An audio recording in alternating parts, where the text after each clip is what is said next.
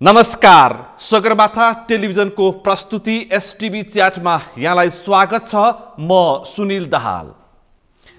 यतिखेर जसपा जनता समाजवादी पार्टीको संघीय परिषद बैठक जारी छ र आजदेखि केन्द्रीय कमिटीको बैठक सुरु हुँदैछ। हिजोको संघीय परिषद बैठकमा पार्टीका संघीय परिषद अध्यक्ष डाक्टर बाबुराम भट्टराईले प्रस्तुत गरेको राजनीतिक प्रतिवेदनमाथि विभिन्न किसिमका टीका टिप्पणी भएका छन्।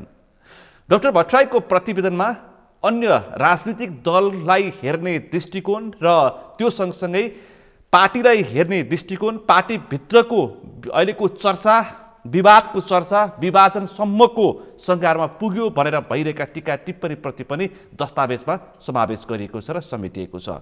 र त्यो सँगसँगै जसपा साँच्चै नै विभाजनको निकट पुगेको हो त या केही दिनको लागि थामथुम भएको एमसीसीको कारण जसपा चरम विवादमा पुगेको थियो। त्यो सँगसँगै पार्टी अध्यक्ष बीचको टकराव पनि उस्तै देखिएको थियो।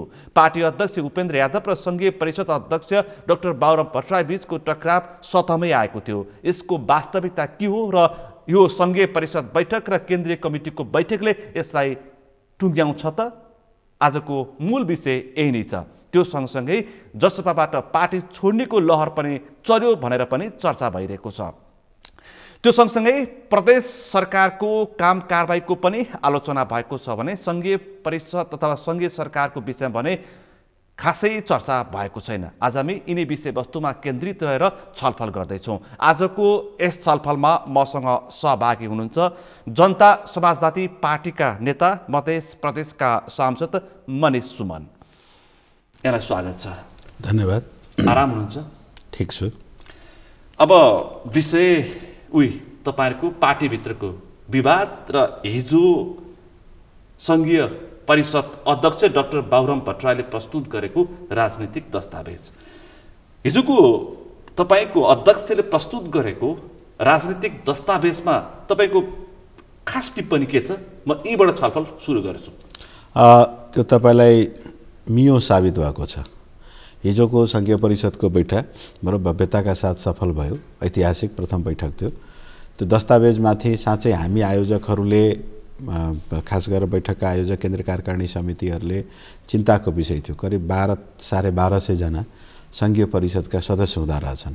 संघीय परिषदको आफ्नै सदस्यहरू, त्यसपछि सिङ्गो केन्द्रीय कार्य समिति पनि पदेन हुन्छन्, पार्टीका केन्द्रीय निकायहरू पनि पदेन हुन्छन्। यस्तो अवस्थामा ठुलो एउटा सङ्ख्यामा त्यो प्रतिवेदन, फेरि ठुलो लामो प्रतिवेदन, करिब 29-30 पृष्ठकै प्रतिवेदनलाई कसरी छलफल गर्ने भन्ने त मलाई एउटा ठुलै च्यालेन्ज थियो।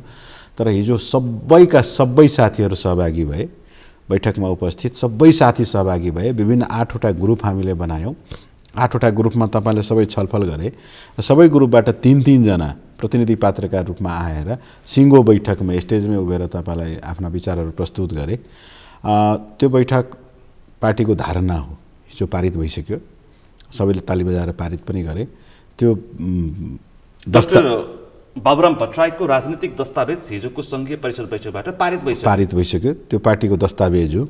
त्यो अब पार्टीकै धारणा हो। त्यसमा प्रस्तुत जति कुरा थियो, टिप्पणी गर्नुपर्ने साथीहरूले पनि टिप्पणी गरे। सबैको प्रत्युत्तर स्पष्टोक्ति पनि पाइयो। त्यो सबै पाएपछि त्यो हाम्रो सम्पत्ति हो। त्यो अत्यधिक राम्रो। एक त नेपालकै राजनीतिमा डाक्टर बाबुराम भट्टराई जस्तो विद्वान मान्छे बिरलै पाइन्छ। त्यस्तो विद्वान मान्छेले लेखेकोमा पनि टिप्पणी गर्न पाउनु साँच्चै साथीहरूले पनि भनिरहेका थिए। तपाईँ जस्तो व्यक्तिले लेखेकोमा पनि टिप्पणी गरिरहेका छौँ। तर सबै टिप्पणीलाई सस्ता ढङ्गले लिइयो। कडाभन्दा कडा टिप्पणी भइयो। तपाईँलाई कस्ता किसिमका प्रतिक्रिया, धारणा, टिप्पणी, आलोचना, साथीहरूले आलोचना कस्तो किसिमका साथीहरूले बोलेपछि दिल खोल बोलिन्छ। हाम्रो पार्टी एउटा लोकतान्त्रिक पार्टी हो। त्यहाँ कुनै अनुशासनमा यो बाको पार्टी होइन कि यसरी नै बोल, यही लुगा लगाऊ, यसरी नै हिँड, कालो लुगै लाउन सकिन्न, मास्कै लगाउन पार्टी। यो बाको पार्टी होइन, यो लोकतान्त्रिक पार्टी। नेकपा एमालेका अध्यक्ष उहाँको पार्टीलाई बाकै पार्टी भनिन्छ। तपाईले गर्न खोज्नु भएको? मैले मात्र होइन, तपाईहरुले पनि उहाँलाई बाकै पार्टी भन्नुहुन्छ। तपाईको पार्टीलाई पनि त यादव पार्टी भन्छन् त। मनिष सुमन छ त, खोइ त यादव पार्टी। डाक्टर बाबुराम भट्टराई छन् त। आलोचना त्यस्तै खालको हुने गर्छ त। त्यसरी गर्ने आलोचकहरूलाई त कमसेकम आधार त हुनु पर्यो नि। तर नेकपा एमालेका सबै आफ्नै तिनकै कार्यकर्ताले ओलीजीलाई बा भन्छन्, बाको पार्टी भन्छन्, ओलीजीको पार्टी भन्छन्, त्यही भएर मैले दोहोऱ्याएको हुँ। यो विषय त्यो आफ्नै ठाउँमा छ। हाम्रो पार्टीमा बृहतै छलफल भयो, राम्ररी तपाईँलाई विचारहरू प्रस्तुत भयो, कहाँसम्म आलोचना भयो भने त्यहाँ एक ठाउँ लेखिएको रहेछ राजेन्द्र महतो र महन्त ठाकुरजीहरूले यसरी गरे। सेकेन्ड प्याराग्राफमा के लेखेको रहेछ भने ठाकुर र महतोहरूले यसरी गरे, कार्यकर्ताहरू त्यहाँ पनि गरे। ठाकुर भनेपछि सबै ठाकुर यो देशको सबै ठाकुरहरू प्रतिगामी नै हुन्, महतो भनेपछि के सबै महतोहरू यो देशको प्रतिगामी नै हुन्। तपाईँ अर्को प्याराग्राफ के पटक पटक लेख्दा पनि महतो मात्र नलेख्नुहोस्, त्यसले सिङ्गो महतो समुदायलाई घोष्दछ। राजेन्द्र महतो लेख्नुहोस्, उनी पो प्रतिगामी हुन्। महन्त ठाकुर लेख्नुहोस्, उनी पो तपाईँलाई ओलीसँग लस फसिए, के सबै ठाकुर लस फसिए भने यतिसम्मको टिप्पणी भएको रहेछ। तपाईँलाई त्यो प्रस्ताव डेथमा गएर अत्यन्तै सूक्ष्म रूपमा पनि डाक्टर भट्टराईको प्रतिवेदनमाथि तपाईँले टीका टिप्पणी धारणा राख्नुभयो। सबै प्रकारका एकदम सूक्ष्म तरिकाले त्यसको अध्ययन भयो। तपाईँलाई त्यसमाथि आफ्ना विचारहरू प्रस्तुत गरे र त्यो सबै विचारहरूलाई सङ्कलन गरेर स्वयं डाक्टर बाबुराम भट्टराईजीले तपाईँलाई त्यसका स्पष्टोक्ति पनि दिए र त्यो संशोधनसहित हिजो पारित भयो। पारित पश्चात समापन मन्तव्य जुन रह्यो त्यसले त झन् ऊर्जा थपिदियो। तपाईँले सुरुमा यो हाम्रो यो अहिले अन्तर्वार्ताको सुरुकै धारणामा राख्नु भएको थियो नि, विवाद त्यस्ता साँच्चै केही देखिएका थिएन, देखेका होइनन्। तपाईँले मात्र होइन, सञ्चार माध्यमहरूमा अब जनता समाजवादी पार्टीमा विवाद भयो, नेता बीच कुरा मिल्न छोड्यो, यति मात्र होइन, पार्टी नै फुट्न थाल्यो। पार्टी नै फुट्न थाल्यो। 4 दिनपछि पार्टी नयाँ पार्टी बन्छ बाबुराम भट्टराईको अथवा उपेन्द्र यादवको। कसले कति पार्छन् पार्टीमा, कति प्रतिशत पुर्याउँछन् सम्मको टिप्पणी भएका थिए। अब यसरी बुझौँ, हिजोको बैठकबाट आजको केन्द्रीय कमिटीको बैठक तपाईँहरूको सुरु हुँदैछ। यसले चाहिँ अब जसपा उपेन्द्र र बाबुरामले नेतृत्व गरेको जसपा भन्ने पार्टी फुट्दैन, पक्का हो? होइन, त्यति मात्र पक्का होइन, त्यो त महापक्का हो। त्यो त्यति मात्र पक्का होइन। हिजो यो पनि साबित भयो कि ती चलेका कुराहरू फुट्छन्, विवाद छन्, मन मिल्दैनन् भन्ने जस्ता कुराहरू सब निराधार थिए, त्यसका कुनै आधार थिएनन्, ती सत्य नै थिएनन्। होइन, सत्य कसरी थिए? अब पुरानो कुरो कोट्यौँ तपाईँको समय बर्बाद हुन्छ, तर सत्य कसरी थिए भनेर तपाईँ प्रमाणित गर्नुहोस्। र हिजो त प्रमाणित नै भयो सत्य थिएनन्। पार्टीलाई सुधार गर्नको लागि, पार्टीलाई वैचारिक नेतृत्व दिनको लागि, पार्टीलाई क्रियाशील बनाउनको लागि गरिएका क्रियाकलापहरू पार्टीको नीति विपरीत त हुनै सक्दैन, सिद्धान्त विपरीत हुनै सक्दैन। नेताहरूले त्यस्तो कटाक्ष गरी एक पक्ष र अर्को पक्षलाई आरोप प्रत्यारोप लगाएर दिएको अभिव्यक्तिले त पार्टी फुट्दैन भनेर त्यसबाट त भन्न सक्ने अवस्था थिएन। अझै पनि विश्वस्त हुने अवस्था पनि छैन। होइन, एकदम विश्वस्त हुने अवस्था छ। अब त 1000% विश्वस्त हुने अवस्था छ। गणितमा 100 भन्दा माथि पनि कुनै प्रतिशत छ भने त्यति अब विश्वस्त हुनुहोस्। पार्टी फुट्ने कुनै कुरो पनि थिएन, छँदा पनि छैन। हिजो ती शङ्काहरू त्यहाँ बैठकमा सहभागी नेताहरूले प्रस्तुत गरे, सबै साथीहरूले बोले हो के साँच्चै हस्ताक्षरै अभियान चलेको थियो रे? हैन, चलेकै हो नि। सुन्नुहोस् न, एमसीसीमा यो सबै कुरो पुष्टि भयो। भट्टराईले त हस्ताक्षर अभियानै चलाएको हो नि त। तपाईँ बिर्सिनु भएको थियो होला, मैले नै भने त्यहाँ साथीहरूले नै भन्नुभयो त्यो हस्ताक्षर अभियान पार्टी विभाजनको लागि होइन कि धेरै लामो समय भएको थियो केन्द्रीय समितिको बैठक नभएको र पार्टी विधानमै व्यवस्था छ। तपाईँलाई बैठक गर्न मन लाग्यो भने तपाईँ एउटा अनुशासित तरिकाले यति साथी मिलेर आग्रह गर्नुभयो भने अध्यक्षले बैठक बसाउनेछ। त्यसको प्रयास थियो, त्यो पार्टी विभाजनको प्रयास थिएन। पार्टी त एक डिका थियो, छ र झन् एक डिका रहनेछ। यो एउटा वैकल्पिक पार्टी हो सुनिलजी। यो कांग्रेस नेकपा जस्तो तपाईँलाई परम्परावादी पार्टी होइन। नेपाली जनता पनि त्यही कांग्रेस एमाले कांग्रेस माओवादी यिनीहरूलाई मत दिँदा दिँदा वाक्कदिक्क भइसकेका छन्। तिनीहरू फेरि त्यही परम्परावादी सरकार चलाउँछन्, जहिले पनि त्यही घुटीमिटी उही घुमिफिरी रुम्जाटार जस्तै सत्ता सञ्चालन गरिरहेका हुन्छन्। हामीले त्यसको विकल्पको रूपमा के छ तपाईँसँग त्यस्तो विकल्प? ल, कांग्रेस एमाले माओवादी को बीचमा तपाईहरुको पार्टीको पृथकता भिन्नता र नयाँ सोच नयाँ विचार के छ? ल भन्नुस् त। एकदम ठीक। हामीले साँच्चैको समाजवाद खोजेका छौं। हामीले अहिलेको निर्वाचनमा पनि समावेश छ। उहाँहरूले संविधानै बनाइसक्नु भयो, उहाँको संविधान पनि पढेर हेर्दैछौँ। हामीले त्यो संविधानै संशोधन खोजेका छौँ। आम नेपाली उहाँहरूको ढिपी पनि हेरिसकेको सबै नेपाली जनताले 4000 पर क्यापिटा इन्कम US डलर पुर्याउने रे भनेर त्यस्ता गफहरू पनि सुनिसके। यहाँको न्याय प्रणाली देखिसक्यो। 32,000 मुद्दा अहिले तपाईँलाई नेपालको अदालतमा त्यतिकै विचाराधीन छ, खोइ फैसलै हुँदैन, पालै आउँदैन भनेर त्यस्ता सबै व्यथितिहरू देखिसके। हामी त्यसैको विकल्प हामीले पनि डाक्टर बाबुराम भट्टराईको माओवादीमा हुँदाखेरि पनि उहाँको नेतृत्व पनि देख्यौँ, जसपा आइसके पछाडि उहाँको नेतृत्व पनि देख्यौँ, अशोक राई एमालेमा हुँदा पनि देखेको हो, अहिले यहाँ आउँदा पनि देखेको हो, उपेन्द्र यादवले विभिन्न चरणमा विभिन्न पार्टीमा हुँदाखेरि पनि उहाँहरूको पनि नेतृत्व देखेकै हो। ध्यानले देख्नु भएको छ, ध्यानले दुईटै आँखाले देखेको छ, दुईटै आँखाले देख्नु भएको छ र ध्यानले देख्नु भएको छ भने एकचोटि सत्ता दिनुहोस्, एकचोटि साँच्चै हाम्रो 2/3 सरकार बनाइदिनुहोस्। तपाईँ सक्नुहुन्न होला, आम नेपाली जनताले सक्छन्। आम नेपाली जनताले एकचोटि 2/3 सरकार बनाएर देखाइदिनुहोस्, संविधान संशोधन गरेर देखाइदिन्छौँ। हामीलाई पनि थाहा छ संविधान संशोधनको लागि हामीले कसैको सहारा गठबन्धनहरूमा हिँडिबस्नुपर्ने हुन्छ। संविधान संशोधन गरेर देखाइदिने कि 3 करोड नेपाली जनताको मुहार फेरेर? त्यही भनेको संविधान ऐन कानुन यसरी संशोधन गर्छौँ, यस्तो तपाईँलाई व्यवस्था ल्याउँछौँ कि कल्पना गर्न सकिन्न। तपाईँहरूले हामीले भने जस्तै घोषणापत्रमा लेखे जस्तै साँच्चै नेपाललाई समतावादी समाज बनाइदिन्छौँ। कसैलाई काखा पाखा हुँदैन, कुनै वर्ग लिङ्ग क्षेत्रको आधारमा तपाईँलाई विभाजन हुने छैन। कसैलाई तपाईँले अहिले जुन त्रुटिहरू छन् नि, यो त्रुटिहरू कहिले देख्न सकिन्न। देशलाई साँच्चै समुन्नत बनाउन सकिन्छ। जहाँसम्म तपाईँले डाक्टर बाबुराम भट्टराईको विगत सोध्नुभयो, अशोक राईजीको विगत सोध्नुभयो, उपेन्द्रजीको विगत सोध्नुभयो, उहाँको विगतलाई दुईटै आँखाले देख्नु भएको छ भने डाक्टर बाबुराम भट्टराईभन्दा सफल प्रधानमन्त्री अर्को देखाइदिनुहोस्। अशोक राई जसलाई तपाईँलाई नेकपा एमालेमा के थिएन, तर त्यही समावेशिताका मुद्दाका खातिर उहाँले यत्रो कदम उठाएको एउटा ठुलै फर्को मारेको एउटा नेता अर्को देखाइदिनुहोस्। थुप्रै छन् त्यहाँ गुम्सिएर बसेका छन्, होइन पार्टीमा लगानी छ, धेरै दिन भयो, जस्तो भए पनि बा नै राम्रो भनेर तपाईँलाई गुटी बसिरहेका छन्। तर त्यस्तो कदम उठाउन देखाइदिनुहोस्। मधेस आन्दोलनको पुराको पुरा श्रेय उपेन्द्र यादवलाई जान्छ। यो देशमा नेपाली जनताले पत्याइरहेका छन्। मधेस आन्दोलन नभएको भए यो देशमा आज समावेशी समानुपातिकता हुँदैन थियो, संघीयता हुँदैन थियो। त्यो अन्तरिम संविधान बनाइरहँदा देख्नु भएको थियो होला, 22,000 व्यक्तिलाई बलिवेदीमा चढाउने प्रचण्डजीले पनि संघीयता लेख्न बिर्सिनु भएको थियो।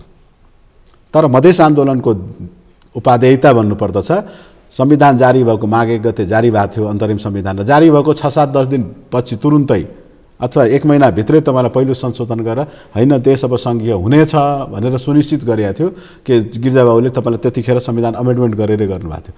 यो सबै उपलब्धि त त्यही उपेन्द्र यादवजीको हो। दोष मात्र नहेर्नुहोस्, दुईटै आँखा खोल्ने कुरो गर्नुभएको थियो सुनिलजी। दुईटै आँखा खोल्नुहोस्, दुईटै आँखा देखेर गुण पनि हेर्नुहोस्। र एउटा गीत छ नि तपाईँलाई हिन्दीमा, मेरे पाँव में घुंघरू बाँध दे तो फिर मेरी नाच देख ले। एकचोटि जनता समाजवादी पार्टीको हातमा सरकार दिएर देख्नुहोस्, त्यसपछि तपाईँलाई हाम्रो रुतबाहेर देख्नुहुनेछ। अर्को एउटा प्रति प्रश्न तपाईँलाई गरौँ। कतिपटक मधेस केन्द्रित दलहरू कतिपटक सरकारमा गए, सत्तामा गए, कति मन्त्री भए? एकजना तपाईँकै कुर्सीमा एकजना पूर्व मन्त्रीसँग मैले छलफल गरेको थिएँ, तपाईँ कतिपटक मन्त्री हुनुभयो भनेर प्रश्न गर्दाखेरि उहाँको उत्तर थियो 17 पटक मन्त्री भएँ, त्यसको प्रतित्व मधेस प्रदेश, अहिलेको मधेस प्रदेशबाट मैले प्रतित्व गर्छु भन्नुहुन्थ्यो। भनेपछि यही नै होइन दृष्टान्त? तपाईँको कुरोसँग म विमति राख्दिनँ। कस्तो छ भने नि, मधेस त एक प्रकारले कहिल्यै राजनीतिक रूपले उठ्छु भनेर कल्पनै नगरेको। आजभन्दा 25 वर्ष अगाडि जब गजेन्द्र नारायण सिंहले यो देशमा मधेसी पनि एउटा समुदाय छ, मधेसी समुदायले पनि तपाईँलाई राजनीतिक अधिकार खोजेको छ, उसको पनि भाषिक अधिकार छन्, उसका पनि वेशभूषा छन्, उसको पनि सभ्यता संस्कृति छ, उसले पनि पहिचान पाउनु पर्दछ भनेर जब आवाज उठाउन सुरु गरे, तपाईँलाई थाहा छ जाबो त्यतिखेरको 1,75,76 लाख मतदातामध्ये 6 लाख मत पाउन गाह्रो हुन्थ्यो। अर्थात् एउटा पार्टीलाई राष्ट्र पार्टी बन्नको लागि तत्क्षण पनि थ्रेसहोल्ड थियो, 3% मत पाउन गाह्रो हुन्थ्यो। हामीले के भन्ने गरेका थियौँ भने त्यो 1,76 लाख मध्ये तकरिबन 76 लाख मतदाता त मधेस मात्रमा पर्छन्, र त्यो 76 लाख मतदाता जसका लागि हामी लड्थ्यौँ, त्यो 76 लाख मध्ये पनि 6 लाखले मात्र मत दिन्थे, गैर मधेसीले त हामीलाई मात्रै दिन्नथे। अर्थात् मेरो कुरोसँग गजेन्द्र बाबुको त्यो कुरोसँग हाम्रै मधेसी समुदाय पनि सहमत भएको हामीले साबित गर्न सकेनौँ।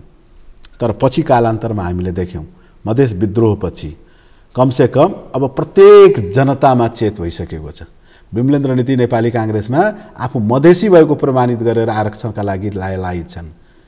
मातृका यादव नेकपा माओवादी केन्द्रमा पनि आफू मधेसी भएर आरक्षणका लागि लालाइछन् र मातृका यादवको त्यो मधेसी आरक्षण, विमलेन्द्र निधिको त्यो मधेसी आरक्षण, रघुवीर महासेठको त्यो मधेसी आन्दोलन, मधेसी आरक्षण यही मधेस आन्दोलनबाट पाएका हुन्। हो, यो मधेस आन्दोलनलाई बेचेर भनौँ, तपाईँकै शब्दमा निकृष्ट भाषा प्रयोग गरेर त्यसलाई जे गरेर केही मधेसवादी नेताहरू पटक पटक मन्त्री भए। तपाईँले भनेको 17 पटकवाला मन्त्री मधेसवादी दलबाटै भएका छैनन्, उनी साबिकमा अन्य पार्टीमा पनि थिए, पञ्चायती व्यवस्थामा पनि मन्त्री भएका थिए। त्यसरी जोडेर तपाईँलाई 17 चोटि भनेका होला। मधेस केन्द्रित तर त्यस्ता मन्त्री पटक पटक हुनेलाई एक दिन मधेसी जनतालाई नै पनि देखाइदिए। तपाईँ निर्वाचन परिणामहरू हेर्नुहोस्, 2064 को निर्वाचन परिणाम हेर्नुहोस्, 2070 को निर्वाचन परिणाम हेर्नुहोस्, श्रीमतीलाई सांसद बनाउनेहरू सबै बढारिएर गए। सुन्नुहोस् न, अब अझै पनि छन् होइन, 70 को निर्वाचन मैले भनेको श्रीमतीहरूलाई सांसद बनाउनेहरू सबै बढारिएर गए। 70 मा सबैलाई लोपा खुवाइदिए नेपाली जनताले, मधेसका जनताले। त्यस्तै पटक पटक मन्त्री हुनेहरूको पनि तपाईँलाई त्यसरी नै लोपा खुवाइदिए। ठुल्ठुला नेताहरू पराजित भए। 2070 को निर्वाचनमा उपेन्द्र यादव पराजित हुनु भएन। 74 को निर्वाचनमा जब सबैले क्षमा मागे, श्वेतपत्र जारी गरे, मधेसी जनतालाई पत्याउनुहोस् भने, त्यसपछि तपाईँलाई फेरि बनायो। त्यसका व्यवहारका मधेसी नेता मात्र पटक पटक मन्त्री बन्छन् भन्ने होइन, तर जो मधेसी आन्दोलनलाई बेच्न चाहन्छ, जो मधेस आन्दोलनलाई तपाईँलाई बजारमा गएर बिक्रीको लागि राख्दछ, त्यसलाई नेपाली जनताले पनि राम्ररी चिनेका छन्। तपाईँले जस्तै त्यसको पनि मूल्याङ्कन भइरहेको छ। मैले मधेसबाट नेतृत्व गर्ने राजनीति गर्नेलाई यही प्रश्न गर्छु, जनजातिबाट राजनीति गरेर सत्तामा पुगेर केही नगिर्नेलाई पनि मेरो यही प्रश्न हुन्छ। सत्तासँग सिद्धान्त साट्नेलाई नेपाली जनताले राम्ररी निहालिरहेको छ। निर्वाचन आउँदैमा तिनीहरूलाई त्यो के भन्छ, पनिस पनि गरेको हुन्छ। अर्को एउटा तपाईँमाथि मेरो प्रति प्रश्न, तपाईँले सङ्घीय सरकारको प्रधानमन्त्री एकचोटि मधेसीको छोराले पाओस्, हामी यो देश कस्तो बनाएर देखाइदिन्छौँ भनेर तपाईँले सङ्केत गर्नुभयो। मधेस प्रदेशको मुख्यमन्त्री को छ र उनले के गरिरहेका छन् भन्ने प्रति प्रश्न पनि सँगै जोडेर आउँछ है मनिष सुमनजी। एकदम ठिक। जवाब के छ तपाईँसँग? म आफै प्रदेश सभाको सदस्य, मेरै समर्थनले मेरो पार्टीको सरकार त्यहाँ चलिरहेको छ। म त्यो मन्त्रीमण्डलको सदस्यता होइन, तर त्यो प्रदेश सभामा पनि सदस्य। तपाईँ जसपाको सुनिलजी नेता हो, जिम्मेवार नेता, तपाईँलाई थाहा होला त्यो प्रदेश सभामा त्यो सरकारको कट्टर आलोचक, प्रतिपक्षी छैन, विश्वास गर्नुहोस्। अहिले त हामी तपाईँले गरिरहेको संवाद त्यहाँका हाम्रा प्रदेशसभा सदस्यहरूले हेर्नु भएको छ भने त्यहाँ प्रतिपक्षी नै छैन। प्रतिपक्षीसँग आफ्नो त्यो सरकारको आलोचना गर्ने ल्याकत नै छैन, मुखमा बोली नै छैन। त्यो सरकारको आलोचना गर्ने व्यक्ति पनि यही मनिषसभा हो। सत्ता पक्षको एउटा मैले समर्थन गरेको सरकारको प्रशंसा र विरोध, गलती र ठिक यो सबै कोट्याइदिने व्यक्ति पनि मै हो संसदमा उभिएर। मैले विचार, त्यही भएर त्यो सरकार एकदम राम्रो गरिरहेको छ, दुनियै उल्टाइदियो भनेर पनि मैले भन्न खोजेका छन्। तर तपाईँसँग बोलिरहँदा इमान्दारिताका साथ बोल्छु के यो सङ्घीयता हो, यो कस्मेटिक सङ्घीयता होइन। सरकार लालबाबुजीलाई चलाउन दिने, तर लालबाबुजीको त्यो सुरक्षा अङ्ग पनि केन्द्र सरकारको मातहतवाला मात्र व्यक्ति रहने।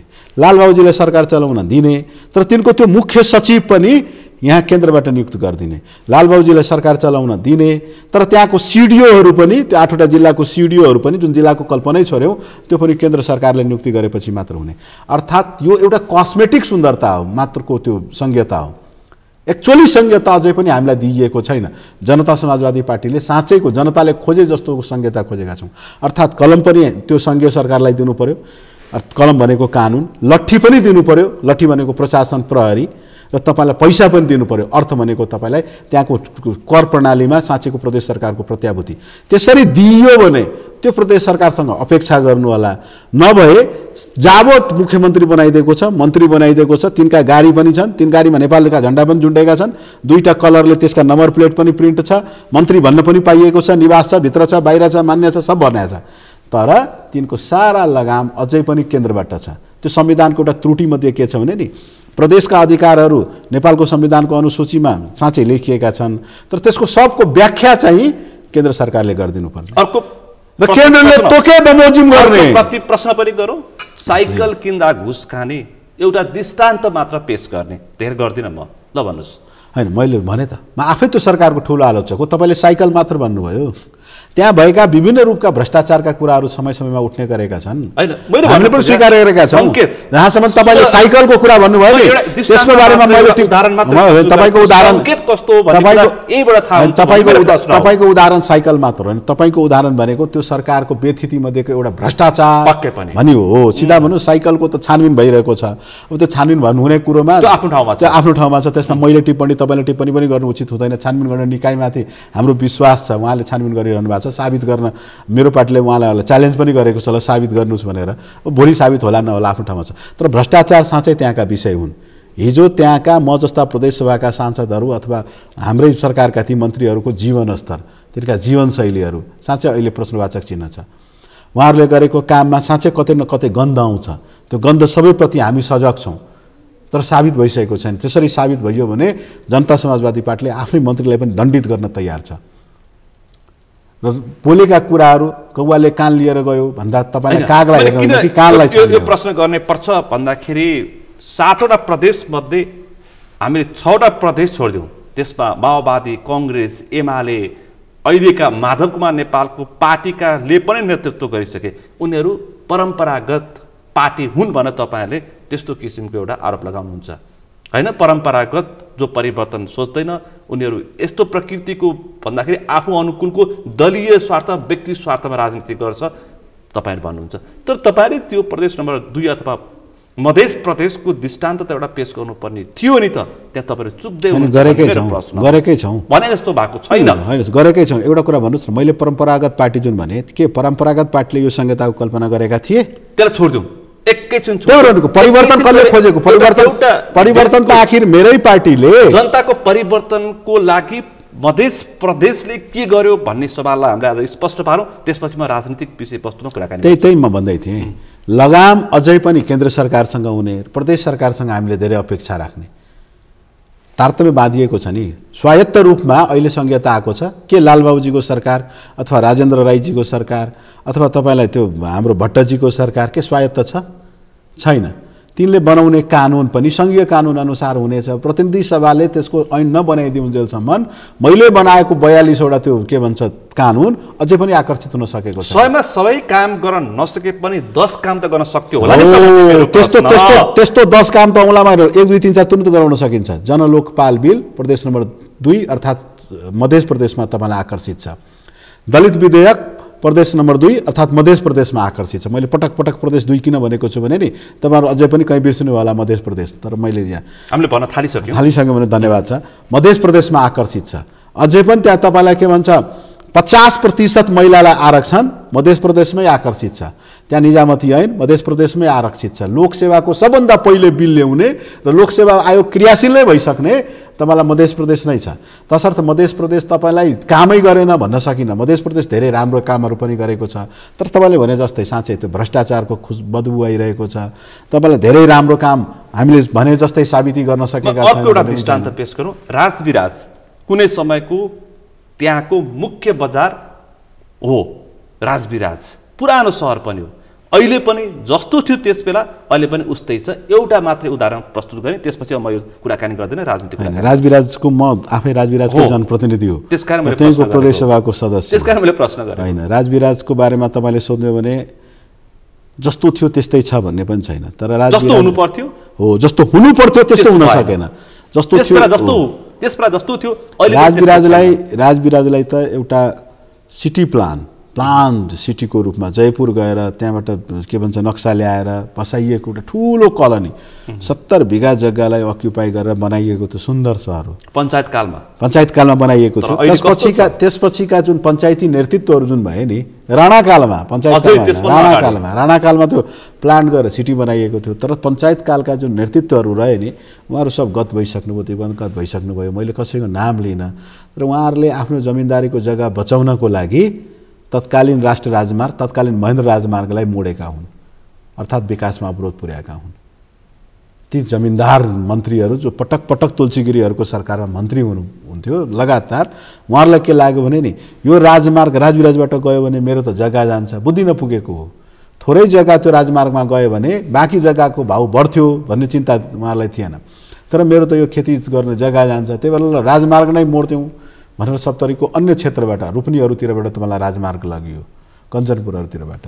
गलती त्यही भएको, राजविराजको समग्र बजारिक विकास नहुनु र लाहानको धेरै बजारिक विकास हुनुको पछाडि त्यो राजमार्ग एउटा ठुलो कुरा। मेरो प्रश्न यो हो कि मधेसको विकास नहुनुमा, मधेसको स्तर नउठुमा मधेसी नेता नै बाधक हुन् भन्ने प्रश्नलाई मैले यो प्रश्नमा अब तिनीहरूलाई पनि तिनीहरू मधेसमा जन्म्यो भने मधेसी नेता भनिदिने, जनता समाजवादी पार्टीका नेता जो मधेसकै लागि लडे मरे तिनलाई पनि मधेसै नेता भन्ने, रघुवीर महासेठलाई पनि मधेसै नेता भन्ने। यसरी मधेस नेता हुँदैनन्। रघुवीर महासेठ कामरेड हुन्, कामरेड, र यो मनिषवा तपाईँलाई मधेसको नेता हो, मधेसी कार्यकर्ता हो, मधेसी राजनीति गर्छौँ हामी। त्यही भएर राष्ट्रिय पार्टी हुने भनेको होइन, राष्ट्रिय पार्टी हो नि। जनता समाजवादी पार्टी हिमाल पहाड मधेस सबैतिर फैलेको सिङ्गो देशको पार्टी हो। तर म इथनिकली गोत्रले जे छु के त्यो बिर्सिहालौँ, तर म बाको पार्टीमा गएपछि पनि होइन म यही मधेसको नेता हुँ भनेर भन्न मिल्दैन। जनता समाजवादी पार्टी जहाँको प्रतित्व गर्छ त्यो त्यहीँको नेता हो। जनता समाजवादी पार्टीको पहिलो रिड, पहिलो आधारशिला मधेस हो। त्यो मधेसबाट हामी प्रतिनिधित्व गर्छौँ। खैर हामी अहिले विषय प्रसङ्ग अर्कोतिर गयौँ। आज तपाईँको यो सङ्घीय परिषदको बैठक र केन्द्रीय कमिटीको बैठकमा बढी केन्द्रित हुन चाहन्छु। त्यो सँगसँगै एउटा प्रश्न चाहिँ मैले गर्नुपर्छ। हिजो मात्रै नेकपा एमालेमा वीरगञ्ज महानगरपालिकाका मेयर विजय सरावगी पार्टी प्रवेश गर्नुभयो। त्यस्तो क्रमिक रूपमा बढेको छ। बाको पार्टीमा तपाईँको पार्टीबाट जाने सदस्यको सङ्ख्या बढ्यो त अब, अनि होइन यो कुरोलाई साँच्चै पनि हामीले पनि खोजबिन गरिरहेका छौँ। धेरै बाका पार्टीका मान्छेहरू पनि काङ्ग्रेसका मान्छेहरू पनि हाम्रो पार्टीमा पनि प्रवेश गरेका छन्। तपाईँहरूले नै समाचार बजाइदिनु भएको छ। अस्ति भर्खर तपाईँलाई बाराको पचरौता गाउँमा उपेन्द्र यादवजी यो 2 दिन मात्र भयो जानुभयो, हजारौँको सङ्ख्यामा पार्टी प्रवेश गरे र त्यहाँ जनता तपाईँलाई सैकर र हजारका दरमा होइन कुम्भको दरमा थिए। कुम्भ मेला स्मरण गर्नु होला नि, त्यसरी जनता आएका थिए। तसर्थ मधेसमा साँच्चै पार्टी भन्ने त जनता समाजवादी पार्टी नै छ। जहाँसम्म तपाईँले नामै लिएर एकजना वीरगञ्ज महानगरका मेयरका कुरा गर्नुभयो, मेयर साहबलाई लाग्यो होला मलाई टिकट दिँदैन, मेयर साहबलाई लाग्यो होला खोइ अर्को पटकमा अवसर पाउँदिनँ। उहाँ निहायत निजी स्वार्थका खातिर, कुनै सिद्धान्तका खातिर होइन। फेरि मेयरको टिकट कुन पार्टीले दिन्छ हेर्नु होला। एमालेसँग उहाँले गरेको बार्गेनिङ त्यही मेयरको टिकट होला र जनतालाई थाहा होला। त्यहाँ कङ्ग्रेसमा जाने भन्ने थियो, तर जहाँ गए पनि उहाँको प्रतिपक्ष उहाँको गुनासो के थियो भन्दाखेरि पार्टीले काम गर्न दिएन, पैसा मात्रै माग्यो। स्पष्ट सिधा भाषामा उहाँले भनेको यही थियो। अब जति आरोप लाए पनि हुन्छ। पैसा त उहाँले आफ्नो लेबी पनि पार्टीलाई तिर्नु भएको थियो कि थिएन? पैसा त के को माग्नु। म पनि प्रदेश सभाको सदस्य हुँ, बरु मैले पार्टीलाई लेबी तिर्ने गरेको छु। त्यो स्थानीय निकायका जनप्रतिनिधिसँग हामीले लेखेको लेबी कानुनमा मात्र लेखिएको छ, त्यो यथोचित आउँदा पनि आउँदैन। र पैसा किन माग्नु, कसले माग्नु? उहाँ साँच्चै भन्ने हो भने उहाँ निश्चित रूपमा निर्वाचनको टिकटको लागि उहाँ अन्य पार्टीमा जानुभएको त्यति मात्र कारण हो। तपाईँ अहिले फोन लगाउनुहोस् विजय सरावगीजीलाई, उहाँलाई जनता समाजवादी पार्टीमा टिकट असुरक्षित देखियो। जनता समाजवादी पार्टीका कार्यकर्ताहरूले उहाँलाई पत्याउन छोडे होइन। अर्का प्रतिस्पर्धीहरू पनि देखिन थाले। म लड्छु कि म लड्छु भनेर त्यहाँ प्रतिस्पर्धा हुन थाल्यो।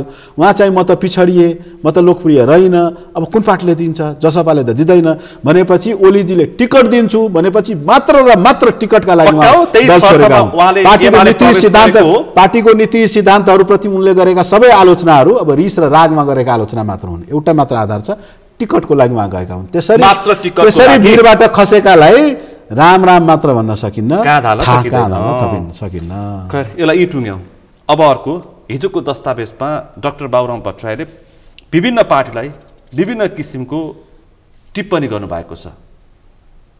तपाईँले पनि पढ्नुभयो। कङ्ग्रेस एमाले र माओवादी उस्तै हुन् भन्न खोजे पनि उहाँले नेपाली कङ्ग्रेसलाई चाहिँ अलि उदारता देखेको, अलि परिवर्तनशील, अलि वर्गीय कुरा गर्ने, अलि समावेशी कुरा गर्ने भनेर उहाँले दस्तावेजमा उल्लेख गर्नुभएको रहेछ। कङ्ग्रेस त्यस्तो उदारवादी पार्टी हो? तपाईँलाई कस्तो छ भने नि राजनीतिक दस्तावेजमा यो परम्परा पनि हो र यो सिस्टम पनि हो। साँच्चै हामीले आफ्ना कार्यकर्ताहरूलाई त्यो वैचारिक रूपले बलियो बनाउने उद्देश्यका साथ दस्तावेज पारित गरेका छौँ। त्यसरी पारित गरिरहँदा त्यसमा सबै थोक दिल खोलेर लेखिएको छ। प्रष्टताका साथ लेखिएको छ। त्यो कस्मेटिक होइन है, त्यो मनमा केही त्यसमा केही भन्ने छैन। त्यसरी गरिरहँदा हामीले साँच्चै जनता समाजवादी पार्टीले आफ्ना गठबन्धनका दलहरूप्रतिको दृष्टिकोण, देशमा चर्चित दलहरूको प्रतिको पनि दृष्टिकोण, अर्थात् नेपाली काङ्ग्रेस, कम्युनिस्टहरू, राप्रपा, इभेन हामीबाटै छुटेका लोसपा, सबैका बारेमा पनि हामीले के सोच्नुपर्दछ भनेर धारणा राखेका छौँ। जहाँसम्म नेपाली काङ्ग्रेसको तपाईँले मात्र कुरो कोट्याउनु भयो, नेपाली काङ्ग्रेस पनि परम्परावादी नै छ, यसमा कुनै दुई मत छैन।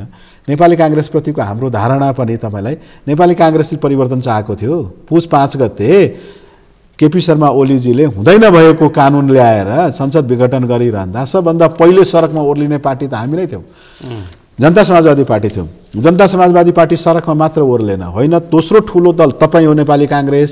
शेरबहादुरजीको घरमा गएर घचघच्याउने पनि त यही डाक्टर बाबुराम भट्टराई र यही उपेन्द्र यादव हुन्। त्यसरी उहाँलाई प्रश्न ठ्याक्कै गर्छु तपाईँलाई, उत्पीडित राष्ट्रियताहरूको पहिचान, अधिकार र मुक्ति, शासकीय स्वरूप र निर्वाचन प्रणालीमा परिवर्तनको प्रश्नमा नेकपा माओवादी केन्द्र, कङ्ग्रेस र एमाले भन्दा थोरै लचिलो र उदार नेपाली कङ्ग्रेस भनेर उहाँले दस्तावेजमा प्रस्तुत गर्नुभएको रहेछ।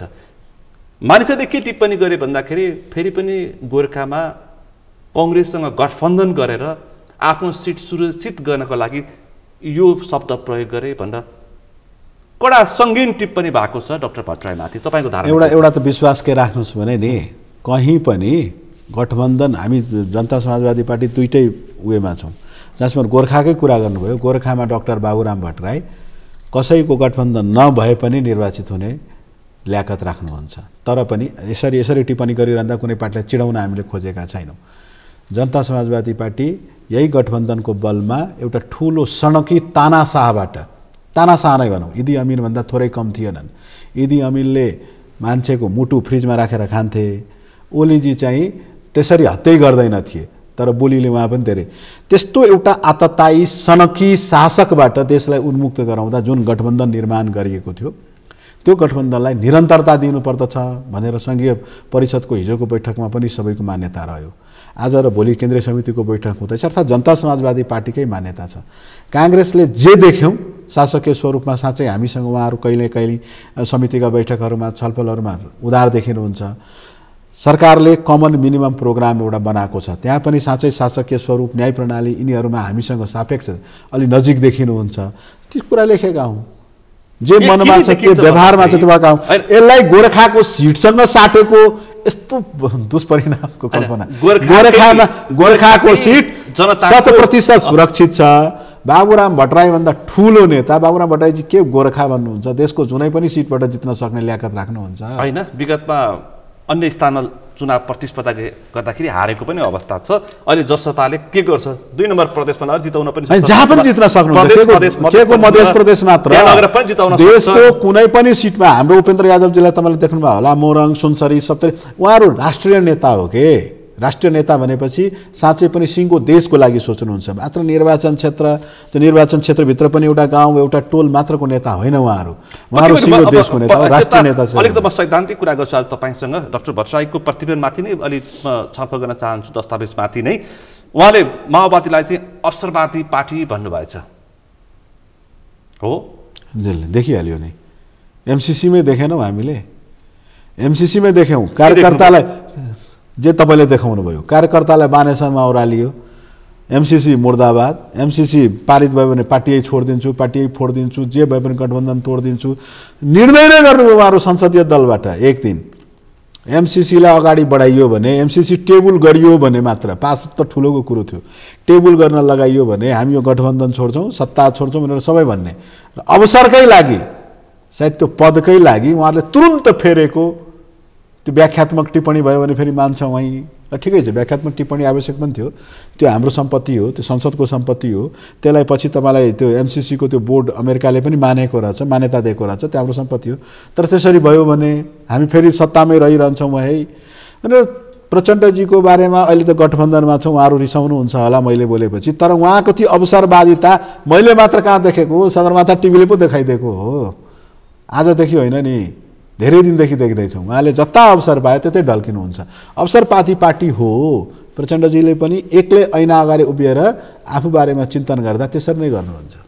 अनि तपाईको यो एमसीसी को प्रश्न गर्दाखेरि, प्रश्न उठाउँदाखेरि, विवाद गर्दाखेरि, छलफल गर्दाखेरि, टीका टिप्पणी गर्दाखेरि एमसीसी को विषयमा तपाईको पार्टी अध्यक्ष मौन बसेको, पार्टी भन्दा माथि पुगेर डाक्टर भट्टराईले कांग्रेसको किताबमा बसेर छलफल गरेको, त्यस्तै धारणा सार्वजनिक गरेको, त्यो चाहिँ नैतिकताले दिन्छ हैन? नैतिकताले उहाँ यो पनि प्रश्न डाक्टर बाबुराम हिजो उठ्यो डाक्टर बाबुराम भट्टराईजीले एमसीसी को बारेमा राखेको धारणा राखिरहँदा जहाँ पनि भन्नुहुन्थ्यो यो मेरो व्यक्तिगत विचार हो। पाइन्छ पार्टीको संघीय परिषदको अध्यक्षले त्यसरी व्यक्तिगत भनेपछि त्यो जनता समाजवादी पार्टीले संस्थागत निर्णय गर्न बाँकी छ।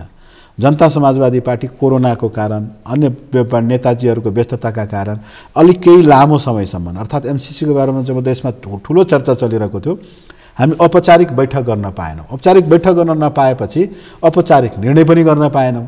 निर्णय गर्न नपाएपछि तत्क्षण नेताजीहरूले आफ्नो व्यक्तिगत विचार प्रस्तुत गरेका हुन्। व्यक्तिगत विचार गर्न अर्को एउटा दृष्टान्त पेश गरौँ। एकजना तपाईको सांसद प्रदीप यादवले मन्त्री नबन्दाखेरि अलिकति असन्तुष्टि व्यक्त गर्दाखेरि झन्डै उनलाई कारबाही भएको, एउटा पार्टीको सदस्यलाई चाहिँ त्यसो गरेर झन्डै कारबाहीको दायरामा पुर्याउन खोज्ने, पार्टीको संघीय परिषद अध्यक्षले त्यसरी बोल्दाखेरि राष्ट्रिय विषयमा देश विभाजित भएको अवस्थामा, मत विभाजित भएको अवस्थामा, देश बाहिरबाट ठुला शक्ति राष्ट्रले चासो राखेको अवस्थामा त्यसरी बोल्न मिल्छ? हैन। एमसीसी को बारेमा एमसीसी को बारेमा राखेका विचार मैले पनि विचार राखेको थियो, मेरो निजी हो भनेर हामीले भनिरहेका थियौँ। पार्टीको संस्थागत निर्णय हुन बाँकी नै थियो। पार्टीको संस्थागत निर्णयपछि त्यसरी नै भइएको पनि हो। तसर्थ एमसीसी को बारेमा त्यो विधान राख्नु। जनता समाजवादी पार्टीलाई एउटा के सौभाग्य प्राप्त भयो भने नि एमसीसी को बारेमा हामीले औपचारिक निर्णय गर्नु नै परेन। केन्द्रीय कार्यकारिणी समितिको बैठक बसिरहेको थियो, तर हामी अन्य विषयहरूमै तपाईँलाई केन्द्रीकृत थियौँ।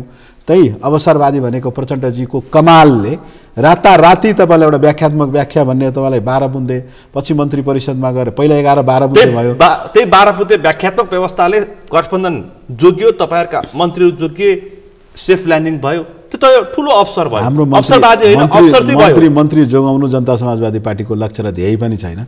खैर त्यसरी भयो र जनता समाजवादी पार्टीले औपचारिक निर्णय अझै पनि गर्नै परेन र त्यो पास भयो। जहाँसम्म तपाईँले प्रदीपजीको कुरा गर्नुभयो, प्रदीपजीलाई कारबाही भएको थियो। प्रदीपजीले त्यसरी अशोभनीय काम गर्दा प्रदीपजीलाई केन्द्रीय समिति सदस्यको पदबाट केही दिनको लागि हटाइयो। पछि उहाँले स्पष्टीकरण दिएपछि पार्टीको नेता हो प्रदीपजी, डाक्टर बाबुराम भट्टराई पार्टीको नेता हो, अध्यक्ष हो। पार्टीलाई उहाँहरूको आवश्यकता छ। हामीले त्यही आवश्यकतालाई नजर गरेर साँच्चै एउटा राष्ट्रिय इस्युमा पार्टी अध्यक्षले बोल्दाखेरि चाहिँ व्यक्तिगत भन्ने, एउटा अर्को कार्यकर्ताले बोल्दाखेरि चाहिँ त्यो पार्टीको नीति विपरीत भन्ने, त्यसरी चाहिँ भेदभाव गर्नु भएन। समावेशी भन्ने पार्टीले डाक्टर बाबुराम भट्टराईजीले पनि पार्टीको झण्डा जलाएको भए, पार्टीको कार्यालय तोडफोड गरेको भए उहाँमाथि पनि कारबाही हुन्छ। अनुशासित पार्टी हो यो, जसमाथि पनि कारबाही हुन्छ। त्यही भएर कारबाही भएको थियो। तपाईँ पटक पटक त्यो एमसीसी ठिक छ भनेकै आधारमा कारबाही किन गर्नु पर्यो सुनिलजी? एमसीसी ठिक छ भने ठिक छ नि, ठिक छ भनिरहँदा उहाँले पटक पटक भन्नुभएको छ यो संस्थागत निर्णय चाहिँ होइन, संस्थागत निर्णय गर्न चाहिँ बाँकी छ भनेको। त्यत्रो प्रश्न सुन्दा पनि तपाईँ किन कारबाहीको लागि दुश्मनी छ डाक्टर साहबसँग? छैन मेरो। अनि किन तपाईँ उनको कारबाहीको पक्षपोषण कारबाही गर्ने कुनै विषय नै भएको थियो? तपाईँ जस्तो नयाँ शक्ति अथवा नयाँ शक्ति आएर मिसिएको पार्टी जसपा, अशोक राई जस्तो समावेशी मान्छे आएर, त्यसै उपेन्द्र यादव जस्तो समावेशीको पार्टीमा एउटा बैठक बसेर, केन्द्रीय कमिटीको अथवा पदाधिकारी बैठक बसेर यो है जनता समाजवादी पार्टीको एमसीसी को धारणा यो हो भनेर स्पष्ट दिन नसक्नु, कमजोरी चाहिँ नस्वीकार्ने। होइन, कमजोरी जे छ त्यो स्वीकारेको छु। म जस्तो प्रश्न स्वीकार्ने को पाउनुहुन्छ र तपाईँ? हामीले 13 गतेदेखि कार्यकारिणी समितिको बैठक राखेका थियौँ। त्यो चाहिँ साँच्चै सबभन्दा ठुलो मेजर एमसीसीकै विषयमा थियो। तर हामीले बैठकको निर्णय गर्नुभन्दा पहिल्यै व्याख्यात्मक टिप्पणी सहित गठबन्धनमै निर्णय भइसकेको रहेछ।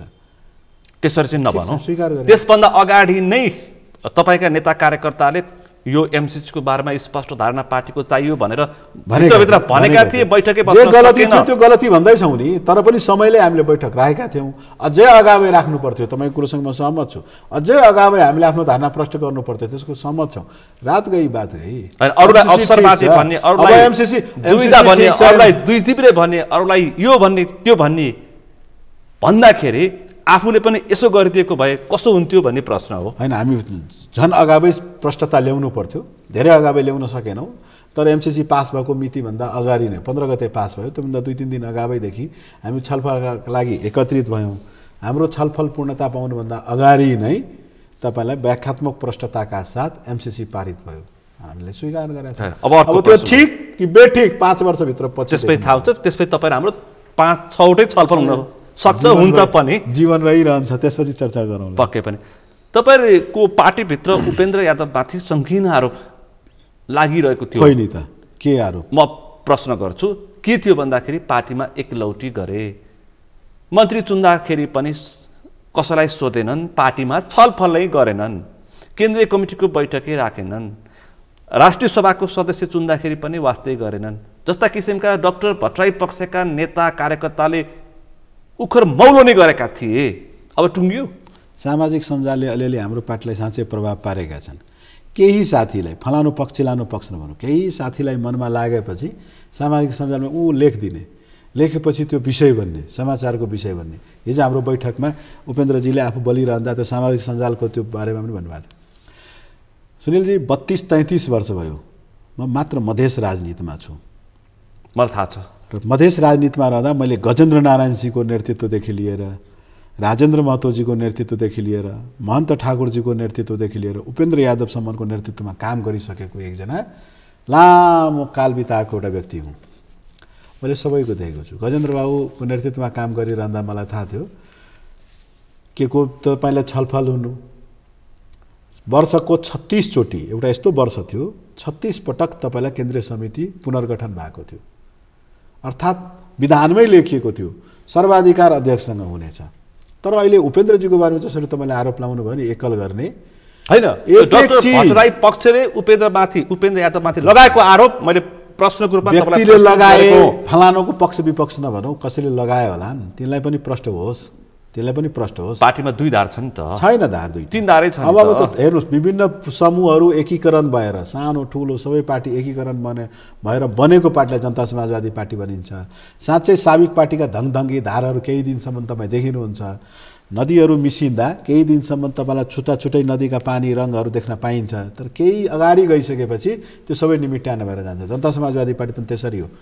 जहाँसम्म तपाईँलाई उपेन्द्रजीको कुरो भन्नु, कुनै एउटा निर्णय देखाइदिनुहोस्। तपाईँले मन्त्री पद चयनको निर्णय देखाउनु भयो, 3 जना नेता मिलेर गर्नुभयो। हामीले कार्यकारिणी समितिले अधिकार दिएका थियौँ, उपेन्द्रजी, अशोकजी र डाक्टर बाबुरामजी, 3 जनाले मिलेर गर्ने देखाउनु भयो।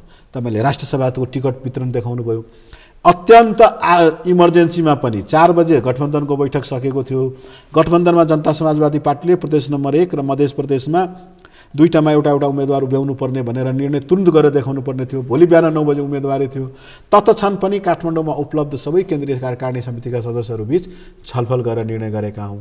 तपाईँलाई थाहा छ, अहिले पदनामको कुरो चल्दैछ हाम्रो पार्टीभित्र। म सदस्य छु, सबैजना सदस्य छन्, 3 जना मात्रको पद छ। उपेन्द्रजी केन्द्रीय समितिको अध्यक्ष, बाबुरामजी सङ्घीय परिषदको अध्यक्ष र अशोकजी तपाईँलाई वरिष्ठ नेता। बाँकी सबै सदस्य छन्। ती राजकिशोरजी पनि सदस्य छन्, ती महेन्द्रजी पनि सदस्य छन्, ती रेणुजी पनि सदस्य छन्, ती राम साईजी पनि सदस्य छन्।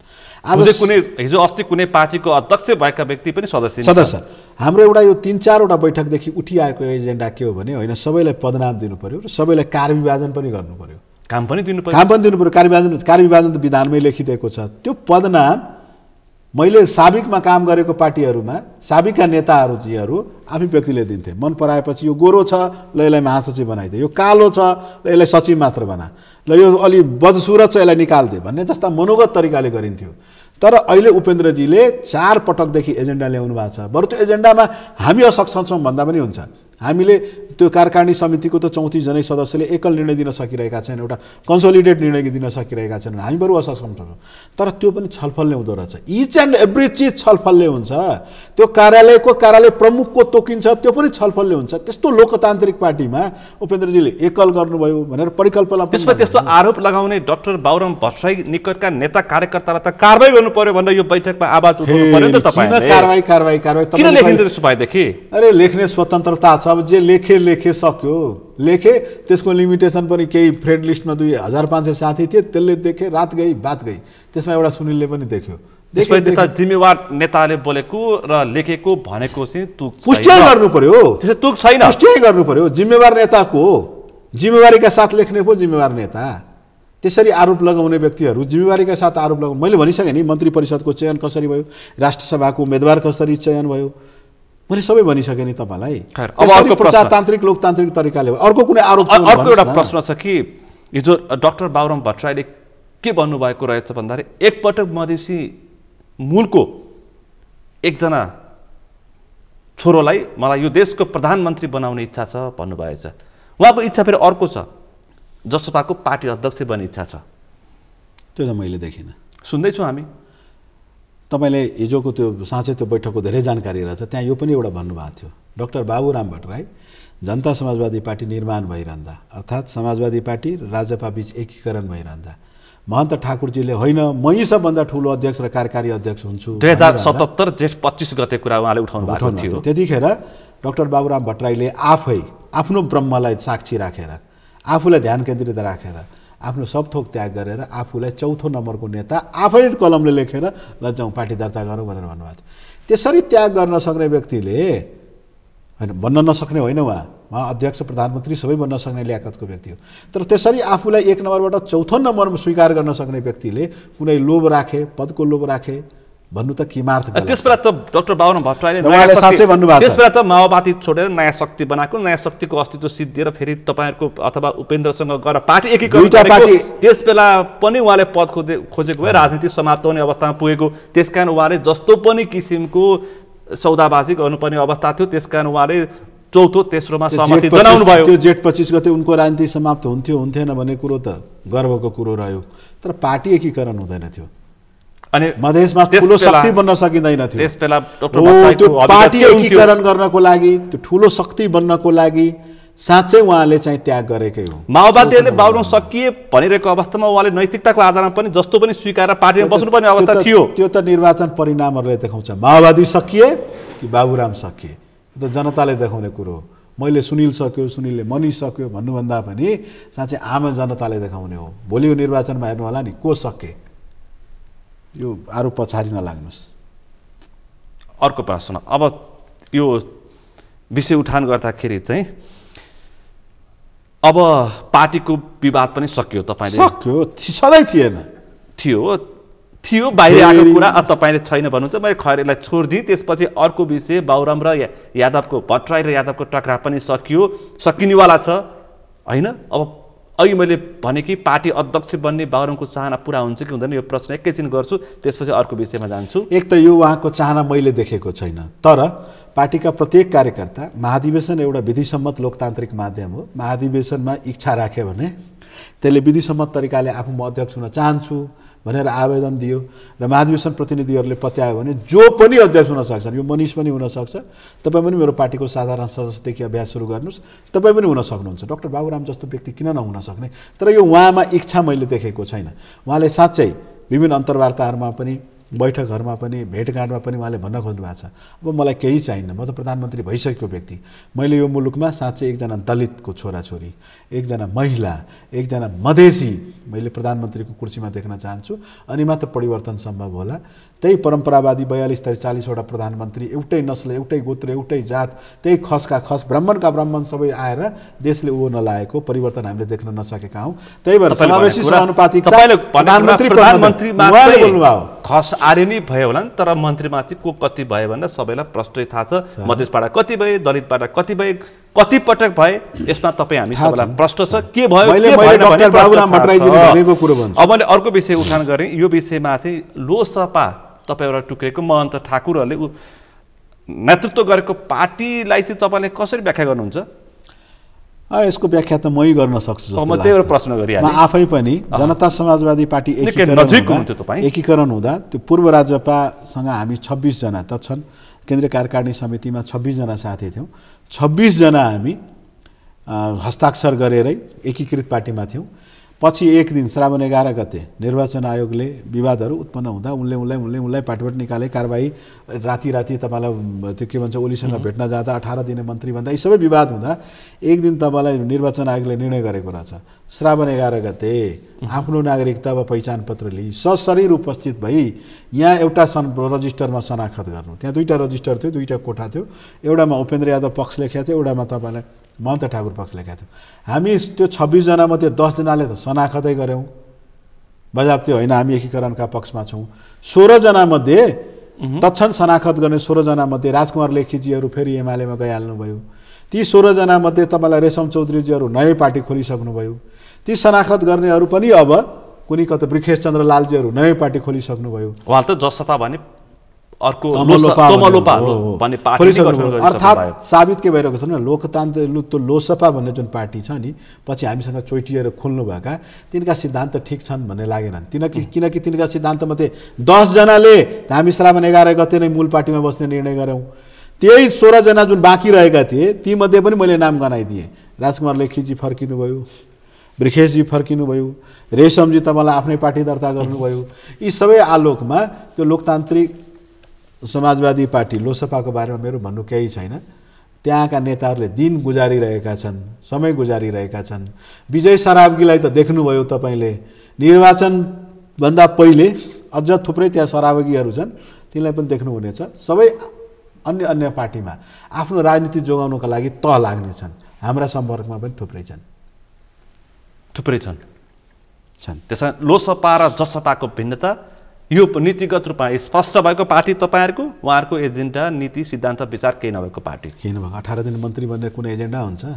हेलिकप्टरमा चढ्नु भएको थियो, बेलम्ची जाँदै हुनुहुन्थ्यो बाढी हेर्नलाई, चढुन्जेलसम्म तपाईँलाई मन्त्री ओर्लिँदा त मन्त्री छैन त, त्यो पनि कुनै एजेन्डा हुन्छ?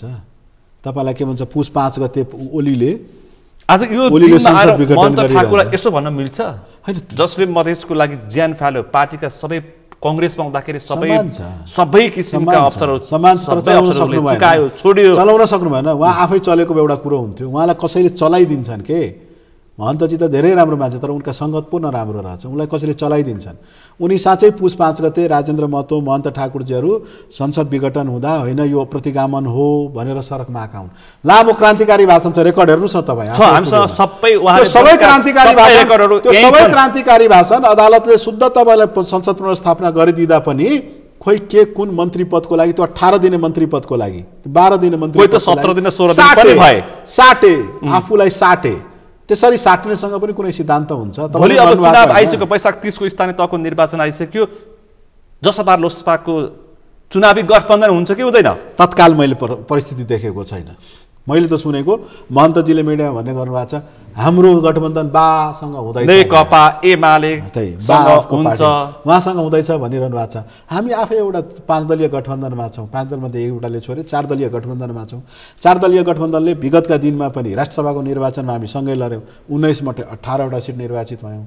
त्यही गठबन्धनले तपाईँलाई भोलि स्थानीय निकायको निर्वाचन पनि सँगै लडौँ, गठबन्धन भएर लडौँ, 753 मध्ये अधिकांशमा हामी जित्छौँ भन्ने छ। त्यसपछि प्रदेशसभा र प्रतिनिधि सभा पनि लडौँ। अर्थात् एउटा सनकी तानाशाहीको त्यो तानाशाही शासन प्रवृत्तिलाई निम्त्यान्न पार्ने उपाय भनेको गठबन्धन हो।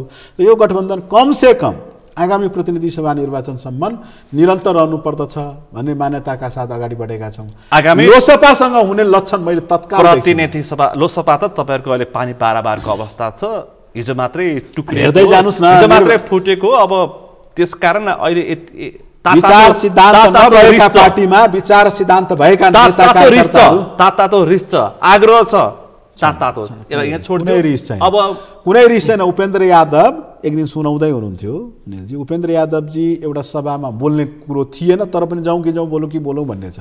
त्यहाँ झगडा भएपछि उहाँ अब भएको तिमीहरू झगडा गर म त हिँडेँ भनेर उहाँ त्यो सभा छोडेर हिँड्नुभयो। हिँडेको 1 घन्टापछि थाहा पाउनुभयो उहाँ जुन सभामा बोल्न उहाँलाई कर गरिँदै थियो त्यो सभाको त्यो साउन्ड बक्समा बम फिट थियो र त्यो बम विस्फोट भएपछि त्यहाँ 1-2 जनाको मृत्यु पनि भएको रहेछ। उपेन्द्रजीले पत्ता लगाउनु भयो, खबर अरे यो त मेरो मृत्युको योजना थियो, हत्याको योजना थियो, यो के थियो पत्ता लगाउँदा तत्क्षण कुनै त्यस्तै सशस्त्र समूहमा लागेका व्यक्तिहरू अथवा आफूसँग रिस राग राखेका व्यक्तिहरूले उपेन्द्र यादवकै हत्या योजनाका साथ त्यो साउन्ड बक्समा तपाईँलाई बम फिट गरेका थिए। तर कालान्तर कस्तो भयो भने नि उहाँ जस्तो एकजना मर्मस्पर्शी व्यक्ति ती बम फिट गर्ने व्यक्तिलाई पनि र ती बम फिट गराउने व्यक्तिलाई पनि पछि म त तपाईँकै पार्टीमा काम गर्छु भनेपछि पार्टीमा लिए। अब त्यसरी उदार व्यक्तिले के को लोसभाप्रति आग्रह राख्छन्, पूर्वाग्रह राख्छन्? साँच्चै त्यसबाट हेर्दै जानु होला। विचार नीति सिद्धान्त नभएका पार्टीहरूका कार्यकर्ताहरू निर्वाचनमा आफूलाई सुरक्षित राख्न सराबगीकै उपाय अपनाउँछन् कि सराबगीले जसरी टिकटका लागि कतै गए नि, हेर्नु लोकसभाका कार्यकर्ताहरू पनि चुनावका टिकटका लागि कतै न कतै हो जनाधार नभएका काठमाडौँमा बसेर लामो भाषण छोड्नेहरू त्यही बसेर। एउटा प्रश्न गर्नै पर्छ। तपाईहरुको यो जसपाको अहिले शीर्ष नेताहरू तीनैजना वामपन्थी पृष्ठभूमिको हुनुहुन्छ है, तर पार्टी लोकतान्त्रिक छ। तीनटैजना माओवादीकै, उपेन्द्रजी पनि एमाले माओवादीकै, अशोक राई पनि एमालेकै पृष्ठभूमि हुन्छ। कम्युनिस्ट विचार बोकेका, कम्युनिस्टबाट प्रशिक्षित भएका, त्यहाँबाट भ्यूबाट फस्टाएका र रुख बनेकाहरू चाहिँ एकै ठाउँमा बस्न लामो समय बस्न सक्दैनन् रे, त्यसो भन्छन्। यहाँ सकिरहेका छन् त, कति दिन गजब मेल छ, कति दिन परिरहेछ गजब मेल छ। उहाँहरू त एक त अब कम्युनिस्ट पृष्ठभूमिका थिए, अझै पनि कुनै अझै पनि बाँकी छ। सुन्नुहोस् न, होइन त्यो त रहिरहन्छ। म जुन गोत्रको छु, म मधेसी छु भने छु, म सद्भावना पार्टीबाट आएको छु भने त्यो त रहिरहन्छ, त्यो लिगेसी छ। गजेन्द्र बाबुको शिष्य छु भने छु, गजेन्द्र बाबुलाई आराध्य देव मान्छु भने मान्छु, यी कुराहरू त रहिरहन्छ। तसर्थ उहाँहरू कम्युनिस्ट हो भने हो, कम्युनिस्ट पृष्ठभूमिका हो भने हो। तर अहिले चाहिँ यो पार्टी कम्युनिस्ट पार्टी चाहिँ त्यसको असर यो लोकतान्त्रिक पार्टी हो। र एउटा कुरा, तपाईँ कति दिनसँगै बस्नुहुन्छ? अनन्तकालसम्म सँगै बस्नुहुन्छ। गजबको समागम हो यस्तो। सुन्नुहोस् न, समावेशी यदि मनिष सुमनले राजनीति गरिरह्यो भने फेरि पनि समानुपातिक समावेशिताको अनुपम उदाहरण हो। एकजना जनजाति नेता, एकजना मधेसका नेता र एकजना खस नेता, पहाडीका नेता, तीनैजना मिलेर साँच्चै यो देशमा समावेशी समानुपातिकता स्थापित गर्ने ठुलो उद्देश्यका साथ एउटा युद्धमा लागेका छन्। त्यो स्थापित गर्नु छ, फुट्दैन। भविष्यमा यसले फेरि पनि प्रश्न गर्ने अवसर दिन्छ कि दिँदैन? ए विभाजनको विषयलाई प्रश्न दिने अवसर नहोस्। तपाईँलाई पनि आग्रह, विभाजन नचिताइदिनुहोस्। अन्तिममा यो गठबन्धन यदि भएन भने जसपासँग एक्लै चुनावी प्रतिस्पर्धा गर्ने आँट छ अहिलेको स्थानीय तहको निर्वाचनदेखि सङ्घ प्रदेशसम्म। किन नहुनु? जनता समाजवादी पार्टीका सबै कार्यकर्ता, मेरो पार्टी मात्र भएन भने अन्य पार्टीका कार्यकर्ताको साथ भएन भने कस्तो छ सुनिलजी? 5 वर्षसम्म यो मनिष सुमनले पनि एउटा राजनीतिक कार्यकर्ताले हामी चिनेकालाई पनि काका प्रणाम, बोलाउँदैन बोलाएको बिहामा पनि गएर सबैलाई प्रणाम, त्यो छोरीको बिहामा गएर जुठन फ्यालिरहेको, ती सबै क्रियाकलापहरू जायज नजायज काम गरिरहेको, कसैको पक्षमा प्रहरी प्रशासनमा तपाईँलाई सहयोग असहयोग गरिरहेको, यी सबैका लक्ष्य के हुन्छन् भने एक दिन 5 वर्षपछि आवधिक निर्वाचन हुन्छ, सो निर्वाचनमा म उम्मेदवार हुँला र मैले सेवा गरेका यी सेवाग्राहीहरूले स्वस्तिक लगाएर मलाई निर्वाचित गरिदेलान्। जनता समाजवादी पार्टीका प्रत्येक कार्यकर्ता त्यसरी नै दिनरात खट्छन्। त्यसले कहिले गठबन्धन होला, काङ्ग्रेसको आशीर्वादले जितौँला, माओवादीको आशीर्वादले जितौँला भनेर चिताउँछन्। तर हाम्रो पार्टीमा अझै पनि साँच्चै भन्ने हो भने हाम्रा ग्राम स्तरका कार्यकर्ता, हाम्रा वडा स्तरका कार्यकर्ताले त गठबन्धन नहोस् भनेर भन्छन्, किनकि आफू प्रतिस्पर्धाबाट बाहिरिनुपर्छ कि भन्ने एउटा अर्को प्रश्न पनि आइरहेछ। हामी एक्लै लड्न तयार छौँ। सीके रावतको जनमत भन्ने पार्टीले तपाईँलाई ठाउँको ठाउँ सिधाइन्छु भनिरहेछ। यसरी नै हाँस्नुहोस्, जनमत पार्टीमाथि सबैले हाँसिरहेका छन्। युवाहरू जनमत पार्टीको पछाडि लागेको त्यो लहर तपाईले देख्नु लागेका युवाहरू त्यसरी नै आफूलाई बर्बाद गर्दैछन्, जसरी माओवादी जनयुद्धमा लागेका युवाहरू आज पछुताइरहेका छन्। हेर्नु होला, जनमत पार्टी कुनै एउटा निर्वाचनमै थ्रेसहोल्ड त छुनै सक्दैन, समाप्त विलीन भएर जान्छ। पक्का हो? पक्का हो। त्यो ठुल्ठुलो सनक दिएर तपाईँलाई आज यो भोलि त्यो भनेर कहिले स्वतन्त्र मधेसको कुरो गर्ने, अहिले चाहिँ होइन किसान आन्दोलन गर्ने, सबै वेशभूषा रूप, मेरो गाडी तोडेर मेरै गाडीमाथि आक्रमण गरेका थिए नि, मैमाथि आक्रमण गरेका थिए, त्यसरी आक्रमण गरेर उत्तेजित पारेर त्यो फेसबुक चलाएर पार्टी चल्दैन। सबैले अरविन्द केजरीवालको कपी गर्न मिल्दैन कि। जनमत पार्टीमा लागेका ती युवाहरू चाहिँ उहाँहरूलाई म सल्लाह दिन्छु, युवकहरूलाई हामी सल्लाह दिन्छौँ, साँच्चैको वास्तविक पार्टीमा लाग्नुहोस्, वास्तविक सिद्धान्त अँगाल्नुहोस् र अलिकति दूरदर्शिता राखेर राख्नुहोस्। कसैले वर्ग ल्याउँदैमा, कसैले तपाईँलाई भ्रम पार्दैमा, हिजो भ्रम पारेर वर्ग ल्याएर नेकपा माओवादीमा थुप्रैको जीवन बर्बाद गरियो। ती व्यक्तिहरूको शिक्षा दीक्षा सबै माओवादीको 10 वर्षको युद्धले दिएको परिवर्तन पनि त परिवर्तन त स्वीकार्नै पर्छ। तर जनमत पार्टीले पनि केही राम्रो काम गरेको छ भने त्यसलाई पनि हामी स्वीकार्छौँ। तर तपाईँले त्यसकामा लागेका युवा कार्यकर्ताको बारेमा सोध्नुभयो। माओवादी जनयुद्धमा लागेका थुप्रै युवा कार्यकर्ताहरू आज हामी तपाईँलाई भेट्दा पछताउनुहुन्छ। उनको विवाह अधुरो रह्यो, उनको पढाइ अधुरो रह्यो, उनका सपना अधुरा रहे, उनले जीवनमा गर्नुपर्ने थुप्रै काम गरेनन्। उनले जुन परिवर्तनका सपना देखेका थिए नेताहरूले त्यसरी परिवर्तन गरिदिएन। त्यसरी नै पछताउनु पर्ने ती युवा कार्यकर्ताहरूलाई मेरो निवेदन। म पनि एकजना युवा गलत बाटोमा नलाग्नुहोस्। पार्टी पनि चुनावी प्रतिस्पर्धामा आउँछु भन्न उसले उद्घोष गरिसकेको छ। चुनाव पछाडि के हुन्छ फेरि छलफल गरौँला। 59 वटा पार्टी दर्ता छ। 59 वटा पार्टीले आफ्नो फेरि पनि छलफल गरौँला। जनमत पार्टी र अहिले जसपाको अलि सिधा टसल परिरहेको छ। त्यसपछि निर्वाचनको परिणाममा टसल बराबर तपाईँले हेर्नुभयो होला हाम्रो राजनीतिक प्रस्तावमा डाक्टर बाबुरामजीको प्रस्तावमा सबै पार्टीको चर्चा छ। जनमत पार्टीको छैन है, गन्दैनौँ। चुनावपछि के हुन्छ फेरि छलफल गर्नेछौँ। हस् त आजको यो महत्त्वपूर्ण विषय प्रसङ्ग तपाईँहरूको पार्टीभित्र देखेका किचलोको के अवस्था छ, कहाँ पुग्यो, के हुँदैछ, समाधान के भयो भन्ने विषय प्रसङ्गसँगै समग्र नेपालको मूल राजनीतिमा केन्द्रित भएर छलफल गऱ्यौँ। आजको छलफलमा सहभागिता जनाइदिनु भएकोमा आभार व्यक्त गर्न चाहन्छु।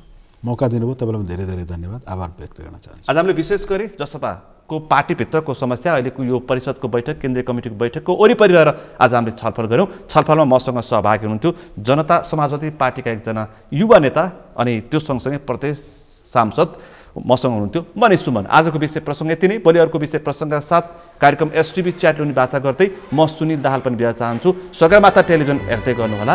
नमस्ते।